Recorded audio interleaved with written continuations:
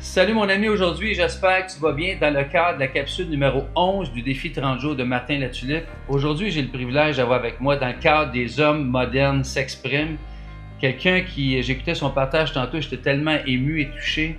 Son nom c'est François Gaudreau que j'ai côtoyé à quelques reprises depuis quelques mois à travers toutes sortes de conférences, d'événements. C'est un formateur, un brand coach ou un coach en branding, mais son parcours est vraiment émotif et touchant au niveau de l'humain. J'aimerais qu'on l'accueille chaleureusement. François Gaudreau, je vais te laisser la parole, mais avant, pour que nos auditeurs saisissent bien, on va retourner en 2004. Il s'est passé quand même un événement quand même majeur dans ta vie qui fait qu'on a accès à l'homme aujourd'hui que tu es. Alors, j'aimerais qu'on revienne en 2004. Je te laisse la parole, puis vas-y, mon François. Salut Perry, c'est un privilège ce matin d'être ici avec toi pour, oui, partager mon histoire, mais je trouve ça hyper touchant, tout ce que tu fais avec ta série de vidéos et j'espère que les gens, oui, il y a de l'inspiration, c'est le fun de regarder ces vidéos-là, mais qu'ils viennent se regrander en disant, moi aussi j'ai des histoires, moi aussi j'ai des choses à apprendre de mon vécu qui font en sorte que je me transforme au quotidien. Comme tu disais, moi, ma vraie transformation de qui je suis aujourd'hui a été un déclic en 2004. Moi, j'ai étudié en communication graphique et dès la sortie de mes études, on m'a confié déjà des mandats hyper importants. Fait que rapidement, j'ai gravi des échelons. J'ai travaillé avec l'Auto-Québec, le groupe Métro, Aldo, des grosses compagnies. J'ai tout développé la marque Atmosphère au Québec. J'ai travaillé avec Sport Expert. Fait que rapidement, là, on dirait que c'est l'ego qui a pris un peu le dessus. Ouais. Tu sors, puis t'es jeune. Là, je vais avoir 19, 20 ans à l'époque, 21 ans. Wow. On te confie des méga mandats, là.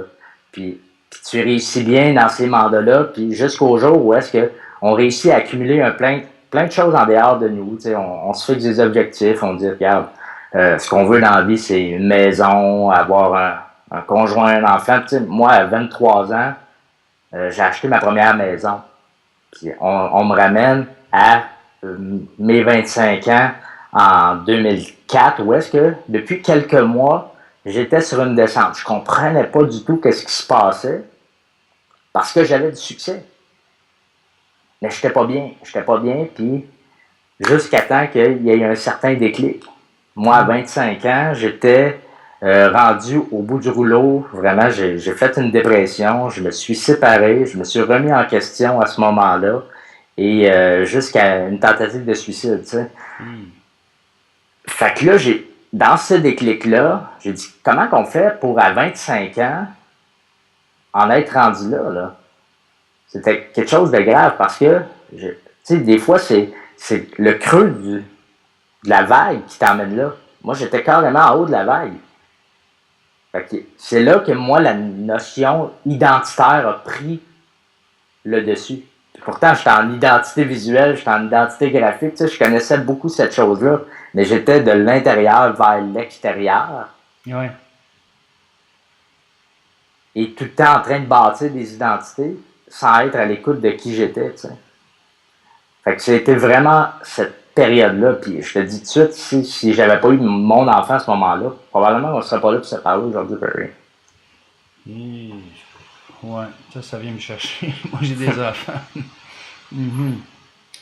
Puis depuis ce temps-là, tu étais en contact vraiment parce que tantôt on partageait aussi que tu es vraiment au niveau du branding, mais de laisser son empreinte dans la vie, c'est vraiment important pour toi de laisser son empreinte, jouer son rôle. Fait que qu'est-ce qui a fait en sorte, depuis ce temps-là jusqu'à aujourd'hui, qu'est-ce qui a émergé depuis En fait, moi, j'ai tout le temps eu ça en dedans. Tu sais, on parle d'identité, on parle de branding. Il y a un concept de mission derrière ça. Ouais. C'est d'être en mission et d'avoir une mission. Avant, j'étais tout le temps dans avoir une mission. On me disait, François, fais ça.